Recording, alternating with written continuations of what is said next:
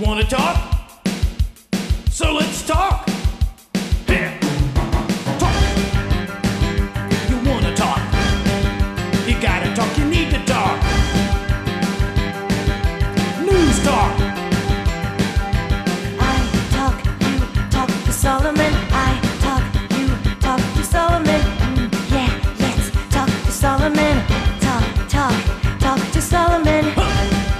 You gotta talk, you wanna talk. Good evening, and welcome, my friends. It's time for Talk to Solomon. Thank you for joining us. Joining me as a co-host is Brent Johnson, an internationally known journalist, and our guest is Chris Slattery. We're talking about this, I don't know how to describe him without using profanity, this alleged Dr. Gosnell, the fella in Philadelphia who has made both money and enjoyed himself snapping the spines, breaking the necks, doing whatever he could to torture, murder, and then play with the remains of unborn children. Chris, welcome to the show. Thanks very much. And any possibility if you can turn up my audio so I can hear you better, please. All right, we're going to try and do that. We've been having a little bit of a technical problem today, but first tell folks your organization and what work you do. Well, we are known as EMC, Frontline Pregnancy Centers, and we're growing into a national network of pregnancy centers based in New York City, where we have 12 locations, but we're growing into 10 new cities. We have opened in Charlotte and Detroit so far, and we're growing into locations from Philadelphia to Miami to Austin, Texas, and Washington, D.C. So we'll be truly national in about 10 states by the middle of the summer. Now, you allege, or not, the word is not allege, you allude to our most liberal cities, New York City, Washington, D.C., Austin, Texas, Philadelphia, Pennsylvania. The fact is, you can equate the murder, the unabated, unapologetic murder of human babies and all this crap about fetuses and tissue growth is all nonsense. It's just killing human beings, and these Nazi-like murderers thrive in liberal environments. Is that a fair statement? You could say that, although Pennsylvania should be ashamed of itself. It has some of the strongest base of pro-lifers in the country, and they do have more restrictions on abortion in the East Coast than any other states. So it was atrocious that state officials looked the other way and did not inspect the multiple complaints that were filed in Pennsylvania. This was made clear in the Fox News report, first played Sunday night, last Friday night, and then repeated Sunday night. State officials were fired as a result of the negligence in inspecting Dr. Gosnell's place. But it was, it was a crime that the local hospitals, social service agencies that heard about the notorious conditions in this place that went on for over 20 years, that they only were inspected in the end because of a drug bust, having nothing to do with the abortion issue. They were never raided because of abortion. It was just coincidental, really, that the FBI came in there and were appalled at the conditions that led to the criminal charges that the local black district attorney brought against a black abortionist. And then the defense attorney, a white Irish Catholic, had the gall to say that the prosecution of Dr. Gosnell was racially motivated by a black district attorney. And, of course, also elitist, because there should be, according to his standards, different standards for poor West Philadelphia clinics than the hospitals and the Mayo Clinic. Now, did he ever mention in his dissertation that there were overwhelmingly black babies being murdered? That didn't come up, no. I was at the closing arguments where if you had to pick one day to attend this trial, that was it, because they summarized both sides of the case. I worry that we are going to see acquittals or possible hung juries on the murder charges, because the evidence was a little bit weak, I think, on the issue of whether the babies were truly alive when they were out of the womb.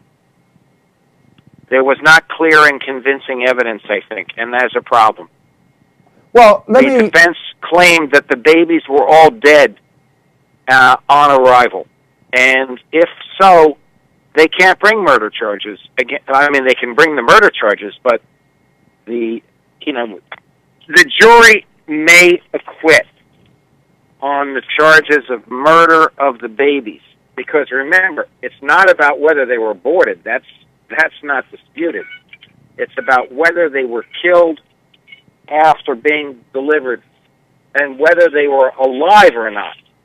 That is something that I think we're going to see, that, in fact, we may see some acquittals on that. Well, but there are 300-plus charges. There's enough to put this guy away for life. I mean, he's an older man. He's in his mid-70s. If he had a 10-year sentence, he'll probably die in prison. He'll probably get 10 to 20 years in prison, so he's effectively going to get a life sentence. But you're making a point here that I want to address. By the way, Brent, are you with us? Yes. Okay, yes. all right. Here, I'm fascinated by this. I want to make a point that, Brent, I'd like your response to this, and we'll go back. Here's the point. What is on trial is not Gosnell. Yeah, they're using his name and they're using his clinic. What is on trial is abortion beyond the pale, or is any type of termination acceptable in America? That's really the question here. That they'll find something to give this guy some time in jail and then we can forget the whole thing is exactly what they want. No one gives a damn about this piece of crap. But they want to protect the right to kill children, particularly black children. And no one wants to say that either. Abortion was brought about, promoted, and utilized primarily as a tool to kill black children. All other children that were killed were acceptable collateral damage. If you go back to Margaret Sanger's work, that's what it's all about. That's why Irish Catholic white people push this, because they want fewer black kids. Now, no one wants to say it, but that is what it's about. Brent? Well, you definitely raised some very good points. I'm more interested in the legal ramifications right now. And yeah, I understand what you're saying about you think they may get some acquittals on those charges, but there's also the murder of the woman from the overdose, though proving it as murder may be difficult as well. Well, I want to make a point that here's what is the biggest problem with the whole jury, for whatever ultimate reason, pro-life decides to let movement, this and guy that go. is, I would say we that can this is an erect argument laws for if they are not an argument for vigilante rule, because at that point the court is saying, hey, you can go out and murder people and that's all right, we won't punish them as long as they're politically correct.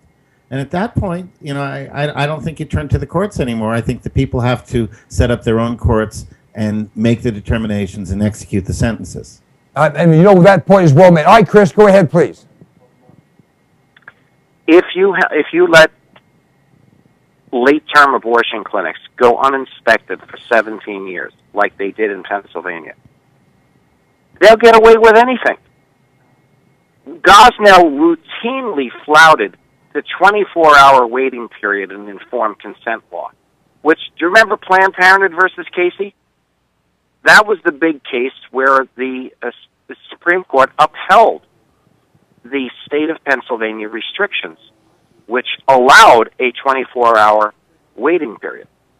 He just openly flaunted that. Every single person got an abortion the same day they came in. There was no waiting period. He also flouted the ban on abortions after 24 weeks. They openly admitted in court that he performed, his defense attorney openly admitted he did scores, if not hundreds, of late-term abortions past 24 weeks. Here's my point. If the states pass laws and they're not enforced by inspections and state mechanisms to monitor, then the laws that are passed to restrict abortions are a joke. And your point is well made. The biggest thing we have to learn is the people have to monitor, the state monitors. And the focus of our attention has to be on the state mechanisms that are set up to enforce the law. There was absolutely no teeth in the law in Pennsylvania, and politicians thwarted it from being, from their monitoring duties. And there were and there have to be criminal penalties for failure to monitor these places, because a couple of people got fired in the State Department of Health, but ultimately all those babies that were murdered, they were on the hands of the state inspectors in the State Department of Health, and they got off scot-free. All right, and let me get back to Brent. Give me one point here, and then I want to get back to Brent. Brent said, and Brent is correct, we hire the people that are in the political offices. If they don't do their job, yeah, we want to monitor them, but if they don't do the job, we need to do the job. That clinic should have been burned down with Gosnell inside of it. And we need to make sure that if any member of the state... Well, that's a little over the top. Well, yes it is, and no it isn't. I like to obey the law, and I always have. But how many thousands of babies are dead because of this lack of enforcement you just brought out, Chris? Well, yeah, and this is why you're going to see, I'm making a prediction. The state of Maryland is openly flouting the law right now. They are allowing late-term abortion clinics to flourish and flout the open law that is in place in that state. I happen to know right now there are plans to close these clinics peacefully with civil disobedience soon. Well, there you go. The state does not enforce the law on the way these clinics are operating. If the people don't take to the streets and peacefully, not burning down places, please, don't even joke about stuff like that. All right, let's go to Brent. Chris, hold on just a minute. Brent, go ahead. Yeah, well, Chris made a brilliant evaluation, and it's something I've spoken about on this show before. If you pass a law, but there is no accountability for breaking it, then the law is meaningless. And it's more than just writing teeth in the law. You can sit there and say, you break this law, you go to prison for 10 years. But unless a judge actually says you're going to prison for 10 years, you don't actually get punished. And there are so many ways, through the government unions especially, to prevent government workers from ever being punished for violating laws. So there's no disincentive to do anything differently until you have accountability. I mean, that hurts. Fine, you're overseeing this, or the state of Maryland is doing something. Let's put the governor in jail. Let's take away his pension if he knows about it. Let's start hurting these people with a punishment that will actually deter them. Isn't that the purpose of punishment? It will deter them from violating the laws that they write. But it's ultimately, the other force in our country that has a huge impact is the media. And the media turned away from this case until a number of hundreds of thousands of tweets were generated through tweet fests organized by the pro-life community, trending on Twitter to Gosnell up to the top 3 tweets and hashtags. And you may not know what I'm talking about, but in the media world, they all know about Twitter and the trending hashtags. And your listeners, the more savvy ones on the internet who are probably listening and are quite familiar with hashtags and Twitter, they know what I'm talking about. That is when the media began to show up. And that courtroom on the final arguments, it was packed. There was a lot more coverage at the end of this trial, and thank God for the Fox News channel, which did CNN also did an Anderson Cooper piece, which was good. USA Today had a cover story. The Wall Street Journal covered it. The New York Post did a 2-page spread piece on it. There was some coverage. The national networks are a disgrace. They did not. But here's the thing. Ultimately, just like with the Benghazi situation, which is, so much worse than Watergate, the media set the agenda on what Americans are outraged about in so many cases. When you see the civil disobedience that's going to come in Maryland, where people are going to get arrested at these illegal abortion clinics, illegal, where they are harboring late-term abortionists who are flouting the law, that is how you get the attention of the media. When people are willing to put their necks on the line, believe me, this is what it takes to get the attention of the media. Either, tweet fests or civil disobedience. This is going to spark some immediate attention.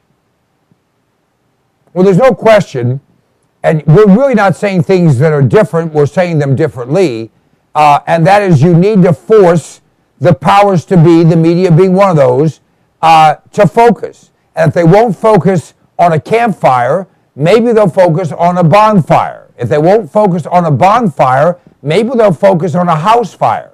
If they won't focus on a house fire, maybe they'll focus on a forest fire. It's just raising the level of intensity until you give them no choice but to pay attention.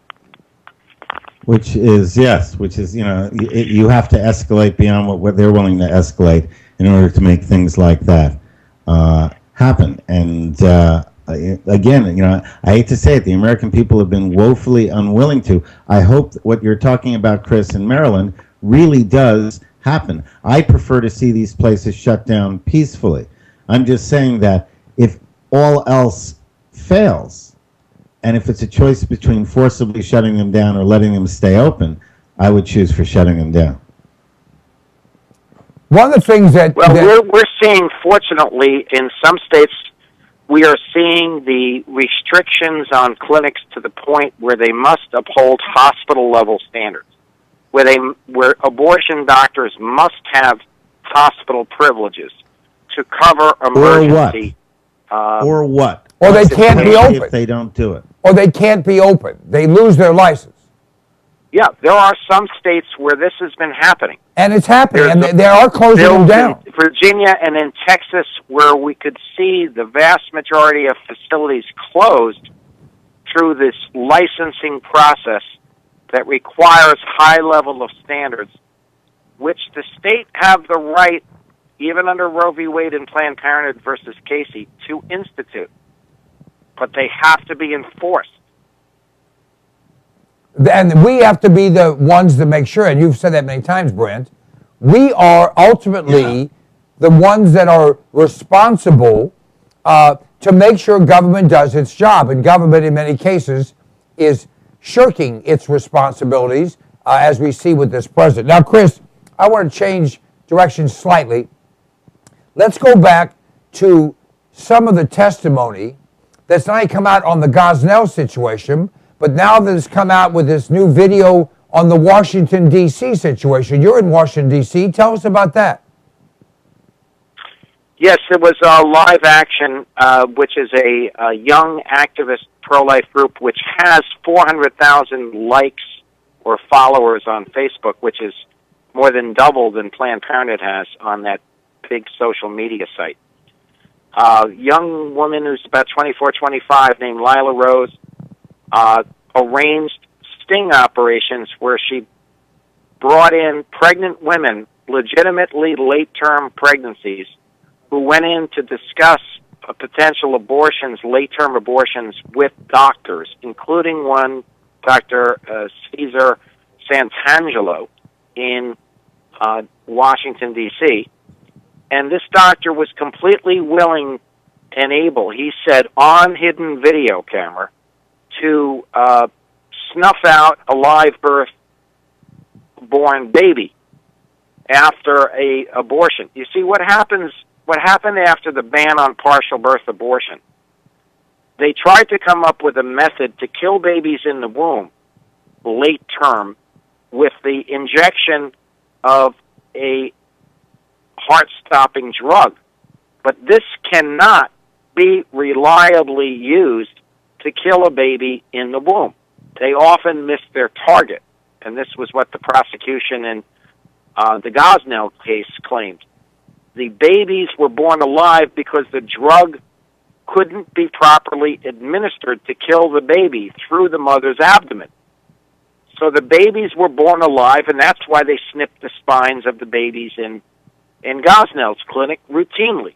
However, there was we may see there is not enough evidence of this to convict them of the murders. But anyway, we're seeing doctors in the South Bronx, a clinic that we go to 4 days a week with our mobile van, and this D.C. clinic both showed there are clinics completely admitting not on open camera, but to hidden cameras, to women going in posing as real clients, that they are willing to murder babies born alive, which is a federal offense. And they're upset that they were videoed, but the entire liberal establishment in America, starting with Barack Obama and Michelle Obama and Hillary Clinton and Bill Clinton and all of these people on the left, they don't have any moral problem with killing those babies. They defend killing those babies. They are upset that there's a law or rule against killing them. Am I right or wrong? Absolutely right. Oh, and yeah. remember, our president, as a state senator in Illinois, he would not vote in favor of the Infant Born Alive Protection Act in that state. 3 times he spoke against it, publicly. Yeah, so, I mean, we know where he stands on this. It's perfectly acceptable to commit infanticide, and he refused to comment on the Gosnell case. He has plenty of opinions on everything else, except... Yeah, find a queer 7-foot-tall basketball player, and he can't wait to shake his hand or shake something. But, babies being killed, black babies being killed, he's got laryngitis. Unfortunately, we're out of time. Give it your website and how people can follow and support your work. Yeah, people can join us at emcfrontline.org. That's Expectant Mother Care. emcfrontline.org. That's our website. People can find our email. They can sign up for our newsletters and find our phone number. Chris, God bless you. God protect you and give them hell. Thank you. God bless you. We'll be back with more right here on Talk to Solomon.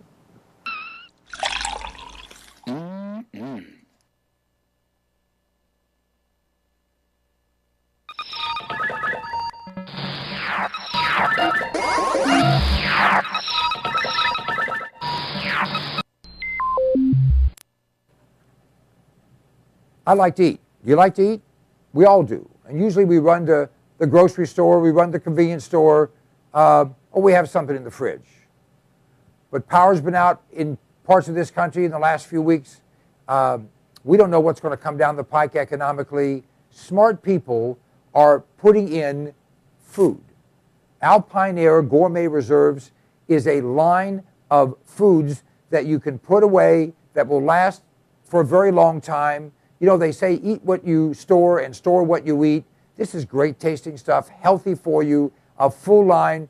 You go to our website, cpnlive.com, and click on the button for Alpine Air Gourmet Reserves, and see all the different things we have. This is good tasting food. It's reasonably priced. It will last. And it's worth its weight in gold if a problem arises. I know you don't think there's going to be anything that goes wrong. Actually, you do. This is smart. This is smart insurance. This is smart preparation. This is smart thinking. You have kids. You have a spouse. You have parents. You have dependents. You have an appetite. All those things can be addressed by a frugal but smart investment in Alpine Air Gourmet Reserves. Try them out. You will be tickled to death with the taste of them. You know what?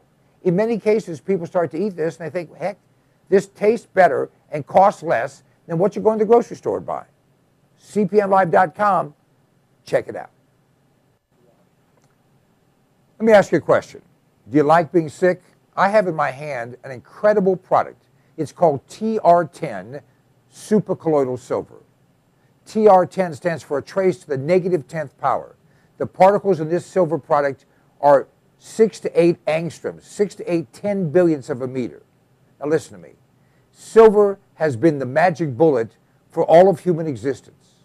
The Egyptians used silver instruments. We use silverware. They put silver in your teeth because nothing can grow on silver. Silver will kill anything but liberalism.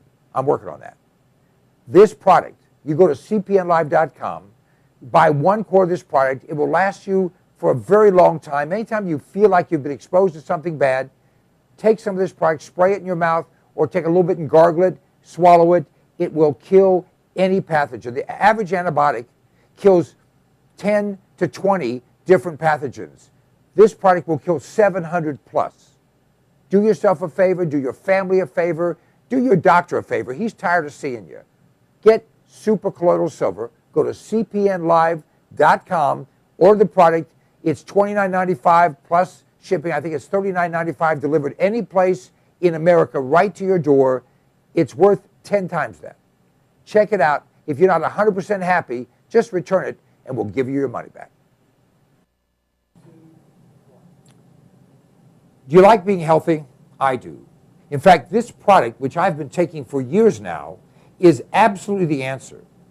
Now, you may not believe it, but I'm actually 21, plus tax, of course. This product has 146 different healthful nutrients in it, and it's liquid, so it's bioavailable. It tastes great, and it's sugar-free. 1 ounce of Sonic Life each day will help you to maintain and enhance your health.